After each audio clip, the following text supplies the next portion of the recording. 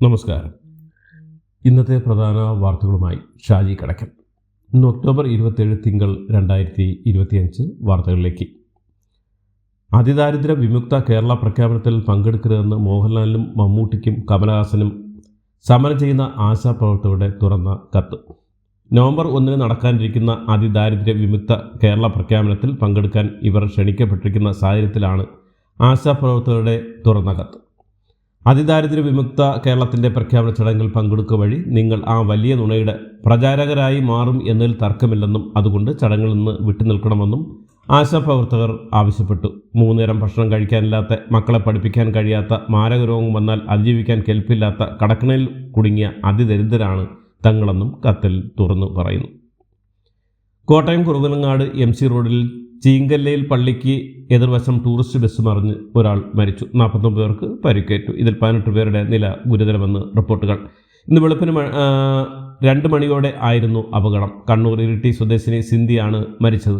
ഇരിട്ടിയിൽ നിന്ന് തിരുവനന്തപുരത്തേക്ക് തിരികെ വരുന്നതിനിടെയാണ് അപകടം. ബസ് വളവ് തിരിയുന്നതിനിടയിൽ റോഡിൽ മറിയുകയായിരുന്നു.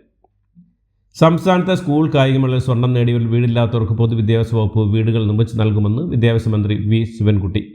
പല കായിക താരങ്ങൾക്കും വീടില്ലാത്ത അവസ്ഥയുണ്ടെന്നും മന്ത്രി പറഞ്ഞു. 2ാമത്തെ സ്കൂൾ ഒളിമ്പിക്സിൻ്റെ ഓർമ്മ നിലനിർത്തലിനായി ഒരു തീരുമാനം എടുത്തിട്ടുണ്ടെന്നും 50 വീടുകൾ നിർമ്മിച്ചു നൽകാനാണ് തീരുമാനമെന്നും നിലവിൽ ഇതിനുള്ള സ്പോൺസറുമായി എന്നും മന്ത്രി വാർത്താസമ്മേളനത്തിൽ പറഞ്ഞു. PM ശ്രീ പദ്ധതിയുമായി ബന്ധപ്പെട്ട CPI അനുനയിക്കാൻ പുതിയ നിർദ്ദേശങ്ങളുമായി വിദ്യാഭ്യാസ വകുപ്പ്. വിവാദ വ്യവസ്ഥകൾ വീണ്ടും ചർച്ച ആകാമെന്ന് നിലപാട് മുന്നോട്ട് വയ്ക്കും. വ്യവസ്ഥകൾ പരിശോധിക്കാനുള്ള സമിതിയിൽ CPI മന്ത്രിമാരെ വയ്ക്കാനും നിർദ്ദേശിക്കും. അതേസമയം കരാറിൽ ഒപ്പിട്ടതിനാൽ തന്നെ ഈ 3 നിർദ്ദേശങ്ങൾക്കും സാധ്യതയില്ല. സർക്കാരിൻ്റെ മുഖം രക്ഷിക്കാനുള്ള പേരുനിർദ്ദേശമാണെന്നാണ് പൊതുവെയുള്ള വിലയിരുത്തൽ.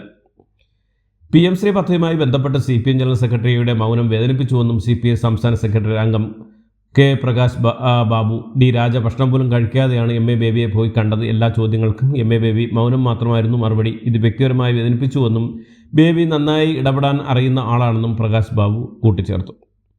കേന്ദ്ര സർക്കാരിൻ്റെ PM ശ്രീ പദ്ധതിയുമായി ബന്ധപ്പെട്ട് വീണ്ടും പ്രതികരണമായി മന്ത്രി വി ശിവൻകുട്ടി. 47 ലക്ഷത്തോളം വിദ്യാർത്ഥികളെ ബാധിക്കുന്ന പ്രശ്നമാണിതെന്നും കേരളത്തിൻ്റെ വിദ്യാഭ്യാസ പാരമ്പര്യം വിട്ടുവീഴ്ച ചെയ്യാതെ ഫണ്ട് വാങ്ങുന്നതെന്നും ശിവൻകുട്ടി പറഞ്ഞു.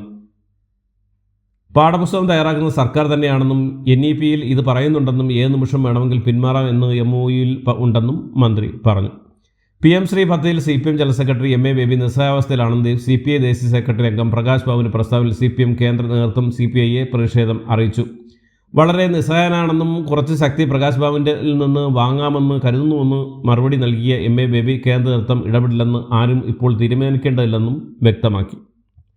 കേരളം 2024 മാർച്ചിൽ തന്നെ PM ശ്രീ പദ്ധതിയിൽ ഒപ്പുവെക്കാമെന്ന് ഉറപ്പ് നൽകിയിരുന്നുവെന്ന് കേന്ദ്ര സ്കൂൾ വിദ്യാഭ്യാസ സെക്രട്ടറി സഞ്ജയ് കുമാർ.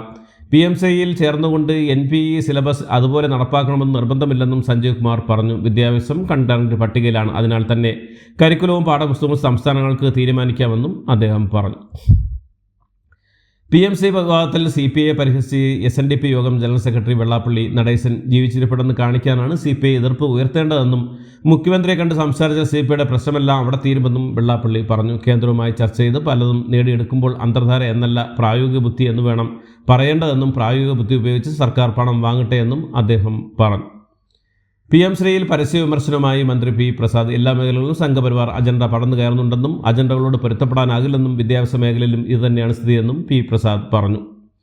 മുഖ്യ ശത്രുവിനെതിരായ പോരാട്ടത്തിൽ ചാഞ്ചല്യമോ കോംപ്രമൈസോ പാടില്ലെന്നും PM ശ്രീ വിഷയത്തിൽ CPI നേതാവ് VS സുനിൽകുമാർ. നിലപാടിൽ വെള്ളം ചേർത്താൽ അത് ഇടതുപക്ഷ അന്ധകാരത്തിലേക്ക് കൊണ്ടുപോകുമെന്നും PM ശ്രീ പദ്ധതിയിൽ സർക്കാർ സ്വീകരിച്ചത് ശരിയായ നിലപാടില്ലെന്നും സുനിൽകുമാർ പറഞ്ഞു. വിഷയം മുന്നണി പ്രശ്നമോ ചർച്ച നടക്കാത്തോ അല്ലെന്നും മറിച്ച് അതൊരു രാഷ്ട്രീയ പ്രശ്നമാണെന്നും RSന്റെ അടിസ്ഥാന ആശയങ്ങളുമായി സന്ധി ചെയ്യാൻ പാടില്ലെന്നും അദ്ദേഹം പറഞ്ഞു. ഇടുക്കി അടിമാലിക്ക് സമീപം കൂമ്പൻപാറയിൽ ഉണ്ടായ മണ്ണിടിച്ചിൽ ഗുരുതരമായി പരിക്കേറ്റ് ആശുപത്രിയിലെത്തിയതിനു ശേഷം മരിച്ച ബിജുവിൻ്റെ മൃതദേഹം വൻ ജനാവലിയുടെ സാന്നിധ്യത്തിൽ സംസ്കരിച്ചു. പോസ്റ്റ്മോർട്ടത്തിന് ശേഷം വീട്ടിൽ എത്തിച്ച മൃതദേഹത്തിന് അന്തിമോപചാരം അർപ്പിക്കാൻ വൻ ജനാവലിയാണ് എത്തിയത്. ചടങ്ങുകൾ പൂർത്തിയാക്കി 3 മണിയോടെ ബിജുവിൻ്റെ ചിതയ്ക്ക് അനുജൻ ശ്യാം തീ കൊളുത്തി. ദേശീയപാത വികസനത്തിന്റെ ഭാഗമായി അശാസ്ത്രീയമായ മണ്ണെടുത്താണ് അപകടത്തിന് കാരണമാണെന്ന് വ്യാപകമായി പരാതി ഉയർന്നിട്ടുണ്ട്. അടിമാലി കൂമ്പൻപാറയിലുണ്ടായ മണ്ണിടിച്ചിലിൽ മരിച്ച ബിജുവിൻ്റെ കുടുംബത്തിലുള്ള ധനസഹായം മന്ത്രിസഭാ യോഗത്തിന് ശേഷം പ്രഖ്യാപിക്കുമെന്നും മന്ത്രി റോഷി അഗസ്റ്റിൻ പുനരധിവാസത്തിനുള്ള കാര്യങ്ങൾ ചെയ്യുന്നുണ്ടെന്നും റിപ്പോർട്ട് ലഭിക്കുന്നവരെ നിർമ്മാണം നടത്തുന്നതെന്നും ദേശീയപാത അതോറിറ്റിക്ക് നിർദ്ദേശം നൽകിയിട്ടുണ്ടെന്നും അദ്ദേഹം പറഞ്ഞു. അടിമാലി കൂമ്പൻപാറയിലെ മണ്ണിടിച്ചിൽ മരണപ്പെട്ട ബിജുവിൻ്റെ മകളുടെ പഠനച്ചെലവ് നഴ്സിംഗ് കോളേജ് ഏറ്റെടുക്കുമെന്ന് അറിയിച്ചതായി ആരോഗ്യവകുപ്പ് മന്ത്രി വീണ ജോർജ്. ബിജുവിൻ്റെ മകൾ കോട്ടയം കങ്ങഴ തെയോഫിലിസ് നഴ്സിംഗ് കോളേജിൽ 2ാം വർഷ വിദ്യാർത്ഥിനിയാണ്. കോഴ്സ് പൂർത്തീകരിക്കുന്നതിനായി ആ മകളുടെ തുടർ വിദ്യാഭ്യാസ ചെലവുകളും പഠന ഫീസും ഹോസ്റ്റൽ ഫീസും അടക്കം എല്ലാം കോളേജ് ഏറ്റെടുക്കുമെന്ന് ചെയർമാൻ മന്ത്രിയെ അറിയിച്ചു. അടിമാലിയിൽ കൂമ്പൻപാറയിൽ ലക്ഷംവീട് കോളനി ഭാഗത്ത് രാത്രിയുണ്ട മണ്ണിടിച്ചിൽ മരിച്ച ബിജുവിനോടൊപ്പം പരിക്കേറ്റ ഭാര്യ സന്ധി ചികിത്സയിൽ തുടർന്നു. സന്ധിയുടെ ഇടതുകാലിന് ഗുരുതരമായി പരിക്കേറ്റുണ്ടെന്നും കാൽമുട്ടിന് താഴെ എല്ലുകളും രക്തക്കൊള്ളുകളും ചതഞ്ഞരഞ്ഞുവെന്നും രാജഗിരി ആശുപത്രി മെഡിക്കൽ സൂപ്രണ്ട് പറഞ്ഞു. ഇടതുകാൽ മുറിച്ചു മാറ്റാതിരിക്കാൻ സാധിക്കുന്നതെല്ലാം ചെയ്യുന്നുണ്ടെന്നും ഡോക്ടർമാർ അറിയിച്ചു. അതേസമയം ഭർത്താവ് ബിജു മരിച്ച കാര്യം സന്ധ്യയെ ഇതുവരെയും അറിയിച്ചിട്ടില്ല. കൊച്ചി ധനുഷ്കോടി ദേശീയപാതയിൽ അടിമാലി കൂമ്പൻപാറയിൽ ലക്ഷംവീട് ഉന്നത ഭാഗത്തേക്ക് ശനിയാഴ്ച രാത്രിയുണ്ട മണ്ണിടിച്ചിൽ തുടർന്ന് ദുരിതാശ്വാസ ക്യാമ്പ് പ്രവർത്തിക്കുന്ന സ്കൂളിന് അവധി. അടിമാലി ഗവൺമെൻറ് ഹൈസ്കൂളിലാണ് ഇന്ന് അവധി പ്രഖ്യാപിച്ചത്. അടിമാലിയിലെ മണ്ണിടിച്ചിലിൻ്റെ പശ്ചാത്തലത്തിൽ ദേശീയപാത നിർമ്മാണം നിർത്തിവെക്കാൻ ജില്ലാ കളക്ടർ ദിനേശൻ ചെറുവാട്ട് ഉത്തരവിട്ടു. മണ്ണിടിച്ചിൽ ദുരന്ത സാധ്യതയുള്ള NH 85-ലും ജില്ലയിലെ മറ്റ് പ്രദേശങ്ങളിലും സ്ഥലം സന്ദർശിച്ച് പരിശോധന നടത്തി റിപ്പോർട്ട് സമർപ്പിക്കാൻ പ്രത്യേക ടീം രൂപീകരിച്ചു.